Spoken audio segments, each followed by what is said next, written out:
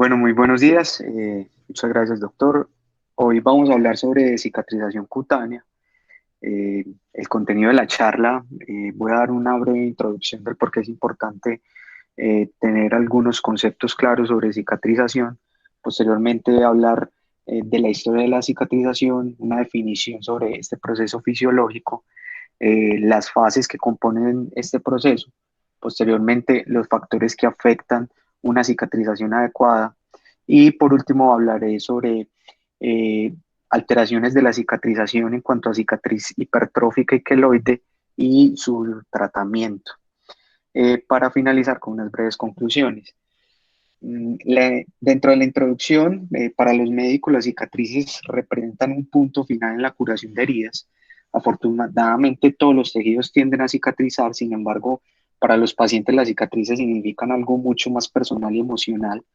Las cicatrices causadas por enfermedades o por traumas pueden ocasionar cargas físicas y psicológicas de por vida, generan discapacidad del paciente que resulta en pérdida de salario, disminución de la productividad y una disminución de la calidad de vida.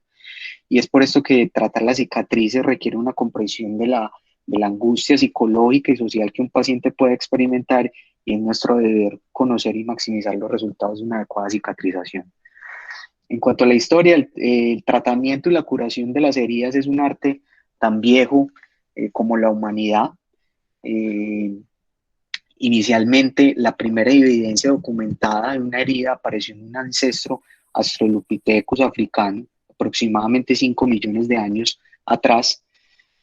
Tan pronto como las palabras escritas fueron apareciendo en Mesopotamia por los sumerios, aproximadamente en, en el 3100 a.C., el tratamiento de las heridas comienza a ser discutido.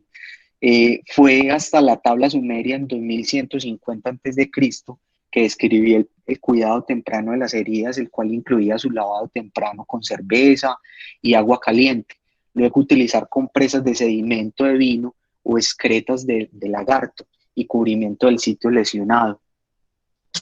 Los egipcios, por medio del papiro de Smith, considerado el mejor manuscrito eh, médico y quirúrgico, aproximadamente en 1650 a.C., brindaron una descripción detallada del manejo de las heridas, siendo un marco de referencia para el manejo de las mismas en esa época. Posteriormente, en el siglo VI a.C., se comienza a hablar en el cierre activo de las heridas. Hipócrates detalló la importancia de drenar el pus de las heridas y su preferencia por un cierre primario de la misma con el uso de suturas y vendajes secos. Posteriormente, Galeno, eh, médico de los gladiadores, describió el principio de la curación de las heridas de primera y segunda intención, y en el Imperio Romano, Cornelius Celsus hace la diferencia en cuanto a la cronicidad de las heridas, sugiriendo que la sangre proviene de una herida fresca, mientras que el pus proviene de una úlcera o herida crónica. Posteriormente, en el Renacimiento, Ambroise Paré, en el siglo VI, fue cirujano del rey, recomienda el uso de una mezcla de yema, de huevo, aceite de rosas y trementina para el manejo de las heridas con grandes resultados. Y el siguiente adelanto importante en los antecedentes de la cicatrización de las heridas fue el descubrimiento de los antisépticos y su importancia para reducir a las infecciones de la misma, gracias al trabajo de Joseph Lister. También Philip Semmelweis, un obstetra húngaro, observa cómo reducía las tasas de incidencia de fiebre puerperal posterior a la implementación del lavado de manos a los estudiantes de medicina, que también es muy importante en el proceso de cicatrización y el manejo primario de las heridas. En cuanto a la definición, la curación de heridas es un proceso dinámico e interactivo que involucra mediadores solubles, células sanguíneas, matriz extracelular y células parenquimatosas. Lo compone generalmente tres fases: hemostasia e inflamación, proliferación y remodelación. Vamos a hablar unos aspectos claves de cada una de estas fases de cicatrización. La hemostasia, una respuesta fisiológica protectora a la lesión vascular que resulta en la exposición de los componentes sanguíneos a las capas subendoteliales de la pared del vaso. El fin último de la hemostasia es la formación de un coágulo consistente en plaquetas y fibrina. y para que esta hemostasia se dé se requiere el inicio de la cascada de coagulación, que actualmente se divide en 3 etapas. No me va a tener mucho en este aspecto, pero sabemos que actualmente teníamos una vía extrínseca que básicamente ya se convierte en la fase de iniciación. Posteriormente, que es la que señalo aquí en azul, posteriormente sigue una fase de amplificación, que es la roja, que me va a potenciar la formación de trombina, y por último, una fase de propagación, que es la que señalo aquí en verde, que su fin es la formación de un coágulo de fibrina estable. El coágulo mmm, está compuesto por fibrina, glóbulos rojos, plaquetas y otros componentes de la matriz extracelular. Eh, También se da el reclutamiento de células como los monocitos y los neutrófilos, y es importante que la trombina induce la liberación de citoquinas proinflamatorias como la interleuquina 6, la interleuquina 8, el TNF-alfa, el interferón gamma, las cuales favorecen el reclutamiento de más células inflamatorias. Eh, Esto es importante, la migración celular dependiendo, en esta gráfica muestran, dependiendo del tiempo, cómo se da esta migración celular y cuáles son las primeras células que responden a esa injuria del tejido. Entonces tenemos que los polimorfos nucleares son las primeras células infiltrantes que penetran en el sitio de la herida y alcanzan su máximo a las 24-48 horas. La principal función de los neutrófilos es la fagocitosis de bacterias y desechos de tejido. Liberan también colagenasas que participan en la degradación de la matriz extracelular. Posteriormente, la segunda familia pues, de células que migran a ese tejido lesionado son los macrófagos, los cuales son los más importantes en el proceso de cicatrización. Generalmente empieza esa migración entre las 6 y las 12 horas y alcanza su pico a los 2 días aproximadamente. ¿Por qué son importantes los macrófagos? Porque los macrófagos son los encargados del proceso de fagocitosis. eh, Son células presentadoras de antígeno y contribuyen a la reducción microbiana mediante la síntesis de radicales libres y óxido nítrico. Además, ofrecen una amplia gama de factores de crecimiento que son conocidos por sus habilidades para ejecutar el proceso de curación de heridas y que son el sustrato para empezar a generar esa matriz extracelular y la formación de colágeno, que va a ser el fin último de la cicatriz ya madura. Tales factores de crecimiento incluyen el factor transformante de crecimiento beta, el factor transformante de crecimiento alfa, el factor de crecimiento de fibroblastos básicos, el factor de crecimiento endotelial vascular, el factor de crecimiento derivado de plaquetas, y es importante hacer énfasis en el factor de crecimiento endotelial vascular, que es el que me va a permitir otra de las fases de la cicatrización, que es la angiogénesis, que ahorita voy a hablar de ella. Aquí está un resumen de la actividad de los macrófagos según la fase de la cicatrización. Inicialmente, pues como les decía, era la secreción pues, de estas interleuquinas y posteriormente la formación de estos factores de crecimiento. Posteriormente, la segunda fase de la cicatrización es la fase proliferativa. Comienza alrededor del segundo día después de la lesión y normalmente dura 3 semanas.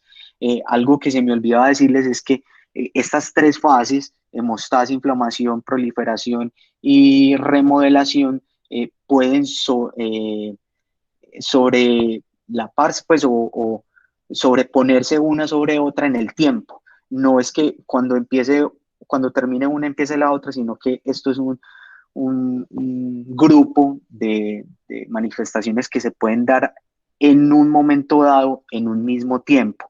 Entonces, la fase proliferativa se caracteriza por 4 procesos principales que se dan en forma simultánea y se interpone entre ellos, que son la fibroplasia, la angiogénesis, la contracción y la epitelialización. Algo básico en cuanto a cada una de ellas, la fibroplasia, después del segundo día de evolución de la herida, los fibroblastos comienzan a migrar y hacia el cuarto día es el grupo de células más abundantes. Alcanza su máxima densidad en el día 7 y 14 después de la lesión y comienza su proliferación y migración gracias al estímulo de factores de crecimiento. que ya habíamos visto. Son los encargados de producir matriz extracelular. ¿Y qué es la matriz extracelular? Un componente de ácido hialurónico, fibronectina, glucosaminoglicanos y principalmente colágeno. Inicialmente el colágeno es tipo 3, que son fibras mucho más laxas y mucho más débiles, y posteriormente en el proceso de remodelación se van a convertir en fibras tipo 1. El colágeno, hablar un poquitico sobre la estructura del colágeno, es una triple hélice que están formados por unas hélices de una proteína que se llama la prolina, que necesita de cofactores. Estos cofactores van a ser importantes para la formación de esta triple hélice, que van a ser la vitamina C, el hierro y el oxígeno, y es importante que tengan en cuenta esto porque ahorita vamos a hablar que la deficiencia de vitamina C, vitamina A, hierro y los estados de hipoxia no me van a garantizar una buena formación de este colágeno. Aquí también en esta gráfica vemos el contenido aproximadamente de colágeno en diferentes tejidos. En la piel es aproximadamente del 50 al 70%. En cuanto a la angiogénesis, es necesario que esa matriz extracelular se nutra y continúe con su proceso de proliferación, y para que haya una reepitelialización se necesita la formación de un tejido de granulación. Gracias al factor de crecimiento endotelial vascular y las citoquinas, permite el reclutamiento de células madres endoteliales que iniciarán el proceso de neovascularización o formación de nuevos vasos, que es el sustrato para la formación de ese tejido de granulación y es la base para la reepitelialización. Cuando se tiene un tejido de granulación como lo vemos acá, la característica principal del tejido de granulación es que es un tejido rojizo, friable, brillante, que sangra fácilmente, y es como lo que se requiere para una adecuada cicatrización posterior a este. Entonces la epitelialización inicia desde el día 1. Consiste en la migración horizontal de los queratinocitos, eh, se da por división mitótica y por transformación de estos queratinocitos, que inicialmente lo que van a hacer es un crecimiento horizontal y vertical, y posteriormente cierran la herida desde los bordes, así como vemos en esta imagen. La contracción es un proceso que tiene como finalidad la disminución del tamaño de la herida. Todo tejido tiende a un cierre espontáneo tardío, sin embargo, esto se produce deformidades por adherencia a heridas. En este proceso están involucrados los miofibroblastos, los cuales son fibroblastos que tienen fibras de actina de músculo liso llamadas fibras de esfuerzo, que le confieren capacidad contráctil. Estas fibras están presentes desde el sexto día de evolución de la herida y se expresan cada vez más los primeros 15 días y desaparecen alrededor de las 4 semanas, donde se consideran que los miofibroblastos entran en proceso de apoptosis. Por último, la última fase de la cicatrización es la remodelación, que básicamente ese es el cambio de colágeno tipo 3, que es débil, laxo, a un colágeno mucho más fuerte, tipo 1, que en un 70% es el principal componente de la matriz extracelular. En este periodo la cicatriz gana fuerza tensil gracias al aumento del número de fibras de colágeno y a su mayor calidad, pero con el tiempo la síntesis de colágeno entra en una fase de meseta. Por lo tanto, la ganancia de la fuerza tensil es a expensas de formación de fibras elásticas que se entrelazan entre ellas. La fase de remodelación continúa entre los 6 a los 12 meses posterior a la lesión. Por eso es importante el masaje continuo de la cicatriz para que en ese proceso de remodelación no haya una hipertrofia de la cicatriz pues como tal. Y algunos libros dicen que esta fase de remodelación puede durar hasta 24 meses. Al final se caracteriza por la presencia de una cicatriz madura, avascular y acelular, como vemos en la imagen. Ahora bien, después de saber el proceso fisiopatológico normal, vamos a hablar de los factores que afectan la cicatrización.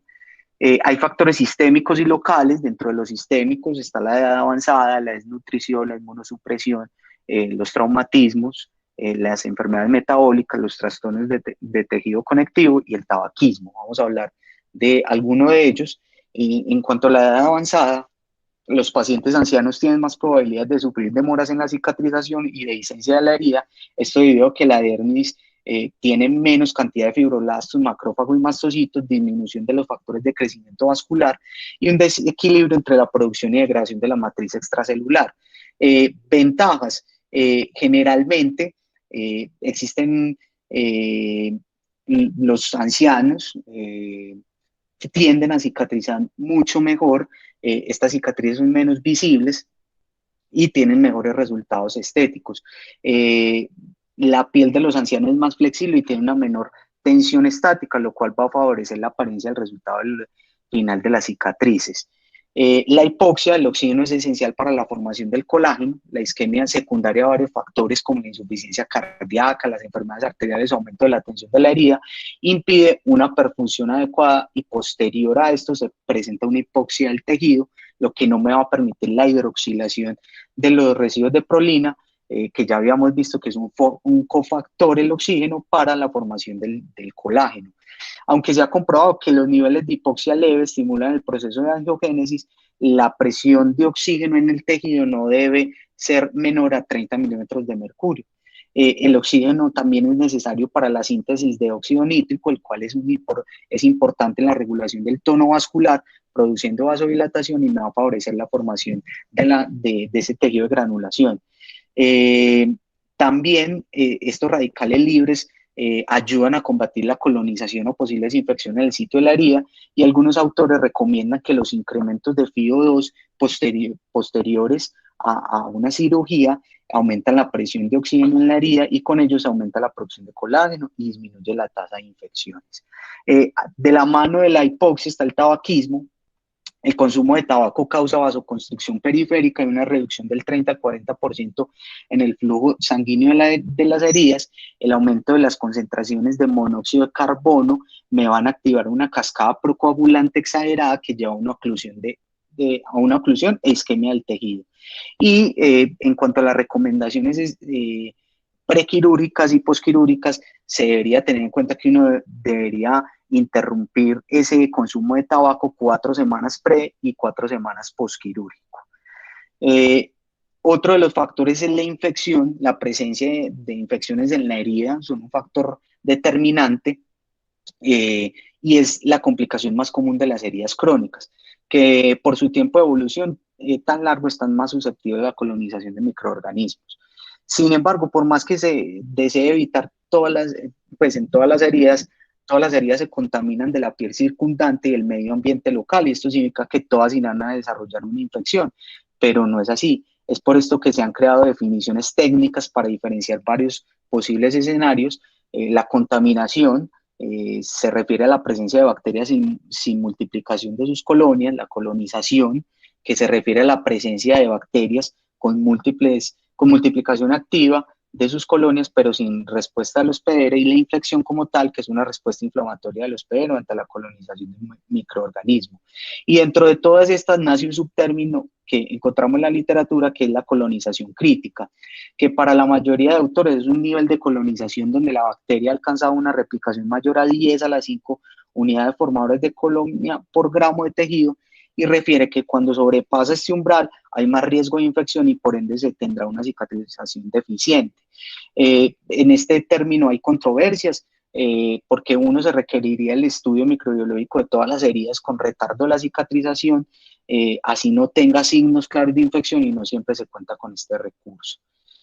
Pero cuando ya se sospecha que hay una infección clínica presente, las infecciones prolongan la fase inflamatoria, interfieren en la epitelialización, contracción de la herida y depósito de colágeno, y es por esto que se requiere un manejo antibiótico, idealmente guiado por cultivos, asociado a una remoción mecánica del sitio de infección para promover la cicatrización. En cuanto a la desnutrición, es un factor importante porque recordemos que la vitamina C y la vitamina A son cofactores pues de la formación de colágeno, y se ha visto que si hay deficiencia de esto, también hay una menor respuesta de la inmunidad celular. Entonces, algunos autores recomiendan que en pacientes inmunosuprimidos, desnutridos o consumo crónico de esteroides, más de 30 miligramos de prednisona al día, se aconseja el suplemento de vitamina A, una dosis de 10.000 unidades internacionales por día por 2 semanas. Eh, y por último están los trastornos metabólicos. La diabetes mellitus produce una disminución de la inflamación, reduce la capacidad de la angiogénesis y la síntesis de colágeno, y además la enfermedad de la microvasculatura concomitante contribuye a la hipoxia local y perpetúa el retardo de la cicatrización. La obesidad, las heridas en los pacientes obesos mecánicamente son más débiles, no alcanzan un nivel de fuerza tensil adecuada, y la hiperuricemia disminuye considerablemente la síntesis de colágeno y reduce la fuerza tensil. En cuanto a los factores que impactan el pronóstico de la cicatrización de las heridas, ya desde la parte del mecanismo de la lesión, es un factor muy importante, porque la región corporal donde se localiza la herida es uno de los factores más importantes en la calidad de la cicatriz. Y dentro de las regiones corporales existen dos zonas destacadas en la formación de las heridas inestéticas, las cuales son la región external, la región acromioclavicular, deltoacromioclavicular, las cuales son dos regiones donde las cicatrices probablemente serán insatisfactorias por su tendencia a ensancharse e hipertrofiarse, y esto se debe a la gran tensión cutánea que ejerce en todas las direcciones de esta zona. Y hay un término, pues, se debería tener en cuenta que la dirección que sigue la herida en relación de las líneas de tensión de la piel relajada o líneas de Langers, porque entre más paralelo sea la trayectoria de una herida a estas líneas de tensión, mejor será el resultado estético y funcional. Por el contrario, si la herida tiene una trayectoria perpendicular a estas líneas, los bordes de la herida tienden a ensancharse y hay más riesgo de hipertrofia. Y por último, la longitud de la herida, pues es bien conocido que una herida pequeña va a cicatrizar mejor, y las heridas longitudinales continuas van en contra de estas líneas de tensión, y en su cicatrización tienen un efecto que se llama efecto de cuerda de arco, que es la tendencia a traccionarse los extremos de la herida en el proceso de contracción, lo cual va a permitir que la cicatriz se deprima o se formen hipertrofias pues de esta. Ya lo ideal es que cuando ya tenemos la herida haya un cierre primario de esta. ¿Por qué? Porque se va a garantizar que se junten los bordes y haya digamos que un aumento en la velocidad de reepitelialización, pero para esto hay que tener pues unos ítems claros a tener en cuenta. Entonces, dentro de las recomendaciones para el cierre primario de las heridas, más que un material de sutura, es la técnica con la que se realiza la sutura. Se debe garantizar una adecuada circulación del tejido lesionado, evitando el cierre con una tensión excesiva de los bordes. Además, la tensión debe estar dirigida en los tejidos profundos que soportan la tensión y no en la dermis. Por eso es importante un adecuado cierre por planos, cerrando primero las fascias, el tejido celular subcutáneo, y dejando por último el cierre de la piel. Además de esto, se debe tener un trato gentil de los tejidos lesionados, evitando lesiones adicionales con el instrumental quirúrgico. Y ya cuando la herida se le hizo un cierre primario, no olvidar en cuánto tiempo se debe retirar esa sutura, que para extremidades idealmente no debe excederse 14 días para evitar las lesiones del tejido adyacente. Entonces aquí vemos en la imagen una herida que es una sutura continua, pero que tiene una tensión muy fuerte sobre la piel, y esto me va posiblemente facilitar la formación de hipertrofias y de un proceso de cicatrización no adecuado. Dentro de la clasificación de las heridas, tenemos las heridas agudas, que se definen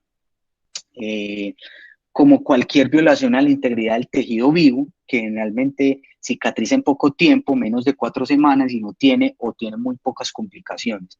Entonces existen 3 técnicas para el manejo de las heridas agudas. La primera es el cierre por primera intención, que sería lo ideal, el cual se realiza con material de sutura. La segunda técnica es el cierre por segunda intención, ahorita lo vemos, y lo último sería un cierre diferido, o un cierre, en algunos textos lo refieren como de tercera intención, el cual inicialmente se deja la herida abierta, y días posteriores, después de hacer usted un adecuado debridaje, o de curar ese proceso inflamatorio, usted puede hacer el cierre de esta herida. La trayectoria de la cicatrización de las heridas por pues las heridas agudas, eh, tiene un curso rápido, una gráfica en función en tiempo, en forma de S, donde los factores que impiden la cicatrización normal me van a desplazar esta curva hacia la derecha, y los factores que promueven una cicatrización acelerada, como el cierre primario, me van a desplazar la curva hacia la izquierda, haciendo este proceso mucho más rápido. En cuanto a las cicatrizaciones por segunda intención, cuando no es posible cerrar una herida por cierre primario, se debe tener en cuenta ciertos requisitos para que se dé una adecuada reepitelialización desde los bordes de la herida, y lo primero es favorecer la angiogénesis con un cubrimiento de las heridas.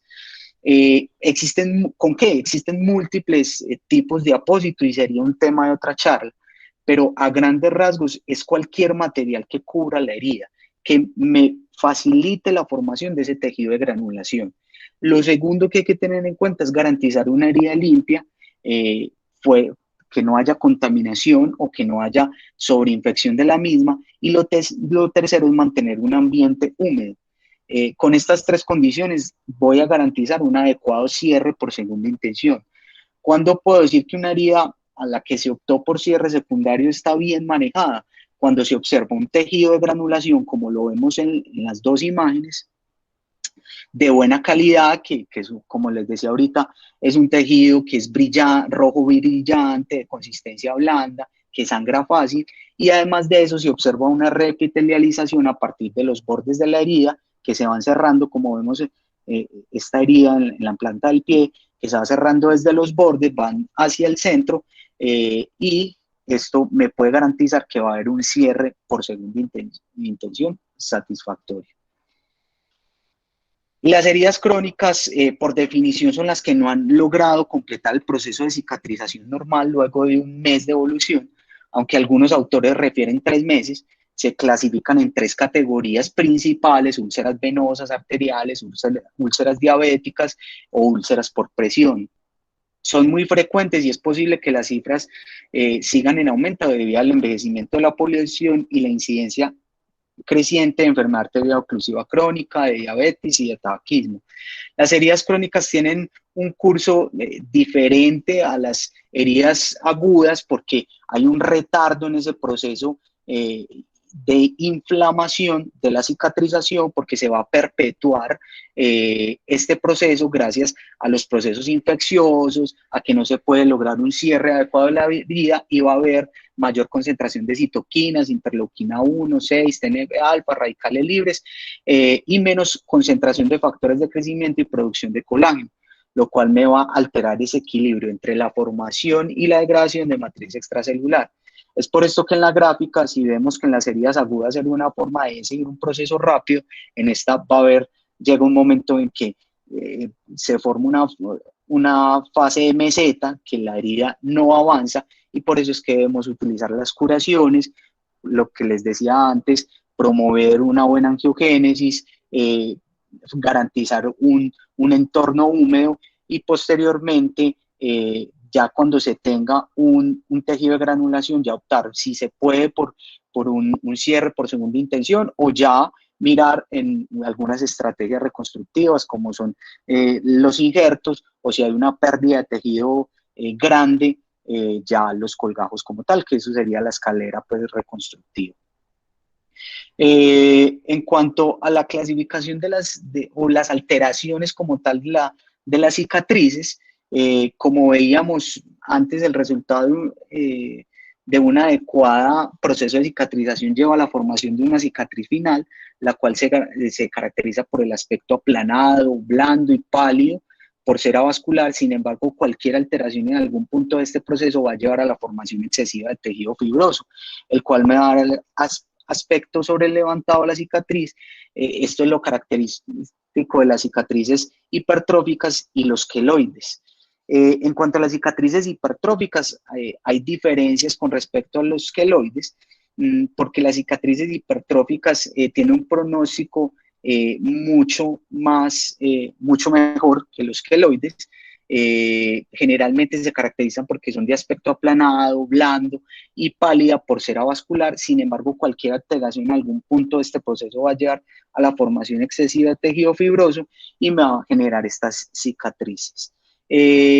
A tener en cuenta, las cicatrices hipertróficas tienen una respuesta favorable al tratamiento. Sin embargo, cuando tenemos bridas cicatrizales en articulaciones, esto es una indicación de cirugía y no de las estrategias que ahorita vamos a ver cuáles son las estrategias de manejo. Los queloides como tal, clínicamente son lesiones sobrelevantadas y eritematosas con consistencia que puede ser blanda o firme. Usualmente se desarrolla después de meses, incluso años de una lesión cutánea en individuos genéticamente predispuestos, o pueden aparecer sin el antecedente de una lesión. El tejido se extiende más allá de los bordes y esa es la gran diferencia entre la cicatriz hipertrófica, que esa cicatriz sobrepasa el sitio de la lesión y no tiende a la regresión espontánea, a diferencia de las hipertróficas. Son de difícil manejo y después de la escisión quirúrgica pueden volver a aparecer y se localizan con frecuencia sobre la parte superior de la espalda, sobre esa región que habíamos visto delto acromio clavicular. La región mandibular y el lóbulo de la oreja son característicos de estos. Pueden ser de tamaños variables. Generalmente se dice que un queloide mayor es el que mide su grosor más de 0,5 centímetros. En cuanto a la epidemiología de estas alteraciones de la cicatrización, tiene una incidencia incierta. Dentro de los textos nos hablan que las etnias afroamericanas, los hispanos y los asiáticos son más propensos a generar estas alteraciones de la cicatrización. Sin embargo, en los latinoamericanos, por su alto grado de mestizaje, esto es muy frecuente. Entonces, uno no se puede guiar que solo los de raza afroamericana van a generar este tipo de lesiones. Es muy variable. Son más comunes entre los 10 y los 30 años. El embarazo puede ser un factor de riesgo para la producción de este tipo de cicatrices y es más frecuente en las mujeres que en los hombres. En cuanto al tratamiento, el pilar del tratamiento es la prevención. ¿Cómo se genera, pues, o cómo se da una prevención adecuada a este tipo de alteraciones de la cicatrización? Entonces, la mejor estrategia es una adecuada planeación quirúrgica, un cuidado primario de las heridas como lo habíamos visto anteriormente, un trato gentil de los tejidos lesionados, unas incisiones orientadas según las líneas de la piel relajada, líneas de tensión de la piel relajada, evitar la excesiva tensión, usar solo suturas necesarias, mantener la sutura por un tiempo adecuado para el cierre y no sobrepasarse ese tiempo límite que se tiene o se conoce para este. En cuanto ya al tratamiento, el tratamiento es multivariado. Generalmente hay terapias que se pueden utilizar como monoterapia, como las láminas de gel de silicona, la terapia compresiva, los corticoides intralesionales, el láser, la radioterapia, la crioterapia y la escisión quirúrgica, y ya terapias adyuvantes que potencian los resultados de las terapias primarias. En cuanto a las terapias primarias, tenemos la lámina de gel de silicona, descrita inicialmente por Perkins en 1982. Estas van a producir o me van a generar una oclusión e hidratación del sitio de la lesión. Estos materiales de silicona son polímeros sintéticos inertes que se van a encargar de esa oclusión. La aplicación de estos materiales produce disminución en el volumen de la cicatriz e incrementa su elasticidad en el 60 al 100% de los casos, con mínimos efectos adversos como irritación local. Tienen una eficacia similar a la infiltración con corticosteroides y su uso debe ser mínimo por 12 horas al día y generalmente más de un mes. También se utilizan dentro de la terapia de prevención para esos pacientes que tienen o que son propensos a generar este tipo de cicatrices. cuando se va a hacer un procedimiento quirúrgico en estos pacientes que ya tienen antecedentes, se dice que postquirúrgico se puede utilizar entre 3 a 6 meses estas láminas de silicona para evitar la formación de cicatriz hipertrófica o de queloide.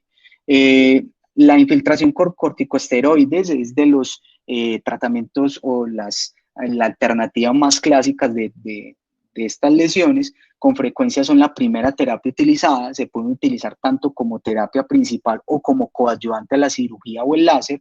Su mecanismo consiste en la reducción de la producción de colágeno, alterando los componentes de la matriz extracelular que me van a producir una modulación de la fase inflamatoria de esa cicatriz para que no haya una sobreproducción de matriz extracelular. Se ha observado tasas de respuesta efectiva que van entre el 50 al 100%, con tasas de recurrencia entre el 9 al 50%, y es el más comúnmente utilizado la triamcinolona a concentraciones de 10 a 40 miligramos por mililitro, el Kenacor. Se realiza sesiones por varios meses hasta lograr un aplaneamiento de la cicatriz. Dentro de los efectos adversos más comunes se encuentra la presencia de telangiectasia, los cambios pigmentarios y la atrofia de la piel. La terapia compresiva, esta modalidad es usada desde los años 70, ha sido tradicionalmente utilizada en el cuidado estándar de las cicatrices por quemaduras y después de la remoción quirúrgica de queloides del lóbulo auricular con tasas de respuesta de al menos el 60 y el 85%. La mayor efectividad se logra con el uso diario entre 18 a 24 horas durante un periodo mínimo de 6 a 12 meses, y se ha reportado hipertrofia rebote cuando se descontinúa de manera temprana. El láser se utiliza generalmente como terapia ayudante en combinación con corticosteroides intralesionales. El láser ocasiona una reacción térmica tisular que resulta de la absorción de la radiación y de la transformación de energía, y que básicamente lo que me va a producir es una disminución del grosor y de la pigmentación de la cicatriz. Y por último, la cirugía, una de las modalidades terapéuticas más antiguas. Cuando se emplea como monoterapia, la remoción quirúrgica presenta altas tasas de recurrencia, las cuales están entre el 45 y el 100%, porque al hacer la incisión, usted reaviva esos procesos inflamatorios y eso me puede perpetuar o me hace mucho más fácil que la lesión vuelva a aparecer casi hasta en un 50%. Entonces, generalmente, se deja como última opción, excepto para cicatrices hipertróficas que generan bridas cicatrizales, que esa sería la indicación de cirugía de una. Para evitar esto se han creado muchos tipos de técnicas quirúrgicas, o sea, para evitar las recidivas. Sin embargo, existen puntos en común entre todas ellas y que se basan más que todo pues como el trato gentil de los tejidos, minimizar el uso del electrocauterio dentro de la cirugía, remover todo el tejido inflamatorio, orientar la cicatriz en dirección de las líneas de la piel, de las líneas de tensión de la piel relajada, y como terapia adyuvante después de la cirugía utilizar terapia compresiva o silicona en el posoperatorio. En cuanto a las terapias adyuvantes, las más conocidas, el uso de 5-fluorouracilo y la toxina botulínica. Estas son terapias que se agregan a las terapias primarias. El 5-fluorouracilo es un agente neoplásico que lo que me va a producir es inhibe o suprime la división celular, inhibe la señal de los factores de crecimiento y disminuye la producción de colágeno tipo 1. Y la toxina botulínica lo que me va a bloquear la liberación de aceticolina y me va a disminuir la tensión de esa cicatriz. Al disminuir la tensión de ese tejido cicatrizal, va a disminuir el grosor y pues la extensión pues de la cicatriz queloide. Entonces, en el 2014, la Sociedad Americana de Cirugía Dermatológica creó unos algoritmos de manejo que son aceptados actualmente. En general, no hay una terapia que por sí sola tenga una tasa de efectividad del 100% para el manejo de este tipo de cicatrices. Y lo más importante, que anule el riesgo de recidivas. Entonces, por eso, el tratamiento debe ser multimodal y de forma continua, por escalones. Entonces ellos recomiendan que para las cicatrices hipertróficas, la primera opción de manejo sean las láminas de silicona, ya sea si son cicatrices hipertróficas inmaduras, lineares o muy grandes, ¿cierto? Excepto en las cicatrices que generan una alteración de la funcionalidad de la articulación que por una brida, que en ese caso sería la primera opción, la cirugía. Posteriormente, de las láminas de gel de silicona, se pueden combinar o no con corticosteroides intralesionales. Posteriormente, si no mejora con esto, el uso del láser por pulsos o en los casos muy severos, el recurso de la cirugía, si es muy refractaria pues al manejo. Y el algoritmo de los queloides, inicialmente si un queloide es menor me refiero que el grosor de ese queloide es menor a 0.5 centímetros, se utiliza tanto en la infiltración con corticosteroides intralesionales como las láminas de silicona, y si un queloide es mayor, los corticoides intralesionales son la primera etapa del tratamiento. Posteriormente se utiliza la adición del láser y por último dejando la cirugía como última opción. Por último, ya entonces unas recomendaciones para una adecuada cicatrización, para potenciar ese proceso fisiológico.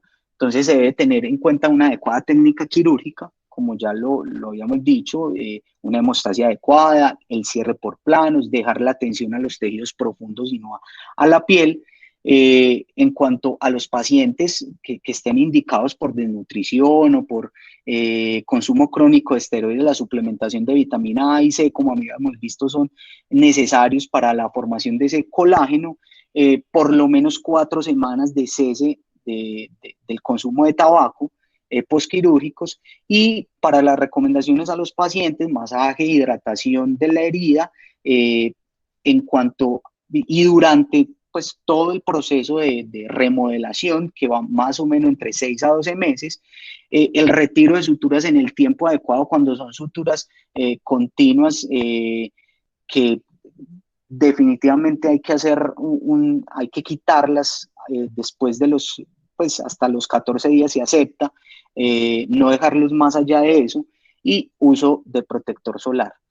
Eh, en cuanto a las conclusiones, la cicatrización es un proceso dinámico que incluye varias fases y su fin último es conservar el equilibrio entre la producción y la degradación de matriz extracelular. El pronóstico de la cicatriz depende en gran parte del cuidado primario de la herida.